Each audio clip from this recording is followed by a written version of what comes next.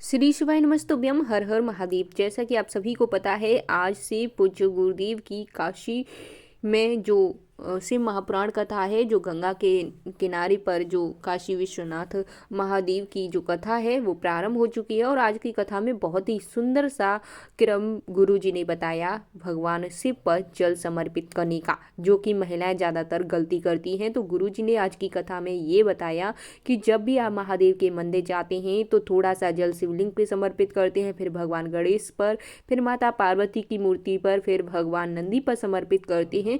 तो ये क्रम आपको बिल्कुल भी नहीं अपनाना चाहिए। गुरुजी ने आज साफ साफ अपनी कथा के दौरान बताया कि इस तरह से अगर आप जल समर्पित करती हैं तो आपका जल मान्य नहीं होता है, क्योंकि भगवान भोलेनाथ पर जो भी लोटा जल लेकर जाते हैं उसमें से कहीं भी इधर उधर जल डालने की आवश्यकता आपको नहीं है। सीधा जो जल आप लेकर गए हैं उसे सीधे भगवान भोलेनाथ की शिवलिंग पर समर्पित कर देना चाहिए, क्योंकि भगवान भोलेनाथ की शिवलिंग पर ऐसा कोई भी देवता नहीं जिसको जल समर्पित ना हो पाए। यानी कि एक शिवलिंग पर जल समर्पित करने के भाव से आप सभी देवी देवताओं पर जल समर्पित कर देते हैं, क्योंकि शिवलिंग पर माता पार्वती का स्थान होता है, शिवलिंग पर भगवान गणेश का स्थान होता है, शिवलिंग पर अशोक सुंदरी का स्थान और शिवलिंग पर कार्तिकेय का स्थान होता है।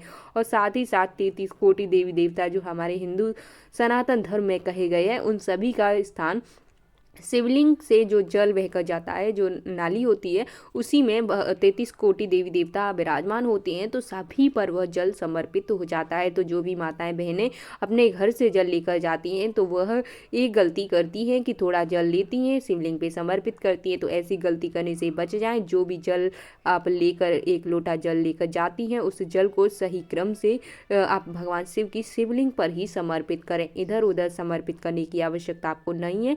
जितना जल आप भगवान शिव के लिए लेकर गई हैं वो सारा का सारा जल शिवलिंग पर ही रख देना चाहिए, यानी कि डाल देना चाहिए, अभिषेक करना चाहिए। और जो भी आप पशुपति व्रत करते हैं, पूजा पाठ करते हैं, तो उसमें भी आपको यही क्रम का प्रयोग करना चाहिए। तो बहुत ही सुंदर सा जल का जो महत्व है, जल समर्पित करने का महत्व है, वो आज की कथा में पूज्य गुरुदेव ने बताया। तो आप सभी को आज की कथा श्रवण अगर नहीं की है, तो अगर जल समर्पित करने का भाव आपको नहीं पता है, तो आज इस वीडियो के माध्यम से मैंने आपको बताने का प्रयास किया है। तो उम्मीद है कि आप सभी को ये अच्छे से समझ आया होगा और अच्छे से इस जल के जो भाव को आप समझ पाए होंगे। और इसी क्रम से आज से आप जल जो शिवलिंग पर जल समर्पित करेंगे, गलती नहीं करेंगे।